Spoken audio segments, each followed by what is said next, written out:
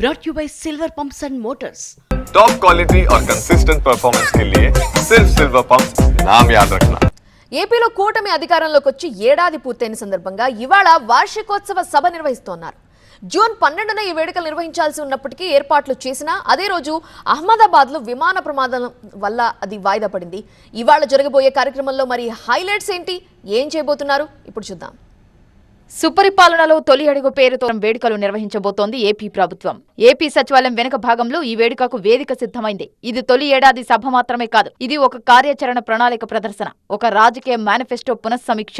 ఏడాది పాలనలో ప్రభుత్వం తీసుకున్న నిర్ణయాలు, అమలు చేసిన పథకాలు, నెరవేర్చిన లక్ష్యాలు, ఇంకా జరగాల్సిన ప్రగతిపై ఈ వేదికపై చర్చిస్తారు. ఈ సభలో అత్యంత ఆకర్షణీయంగా నిలవనున్న అంశం సీఎం చంద్రబాబు సమీక్ష. వేదికపై బహిరంగంగానే మంత్రుల పనితీరుపై సీఎం చంద్రబాబు సమీక్షించబోతున్నారు. ఏడాదిలో ఏం సాధించారు, ఎక్కడెక్కడ విఫలమయ్యారు, భవిష్యత్తులో లక్ష్యమేమిటి అనే ప్రశ్నలను మంత్రులతో పాటు అధికారులపైన సంబోధించబోతున్నారు సీఎం చంద్రబాబు. ప్రజల జీవితాల్లో పథకాల ప్రభావం, పథకాల అమలు రేటు, నిధుల వినియోగం, జిల్లా వారీగా ఫలితాలు, ఉన్నతాధికారుల పాలనా సమర్థతపై రివ్యూ చేస్తారు సీఎం చంద్రబాబు. సుపరిపాలన అంటే కేవలం అధికారంలో ఉండటం కాదు, ప్రజలతో కలిసి పయనించడమే అని చెప్పబోతోంది కూటమి ప్రభుత్వం. పారదర్శకతకు, బాధ్యతకు, సమీక్షా సంస్కృతికి నాంది పలికే ఘట్టంగా ఇది నిలవబోతోందని చెప్తున్నారు కూటమి నేతలు.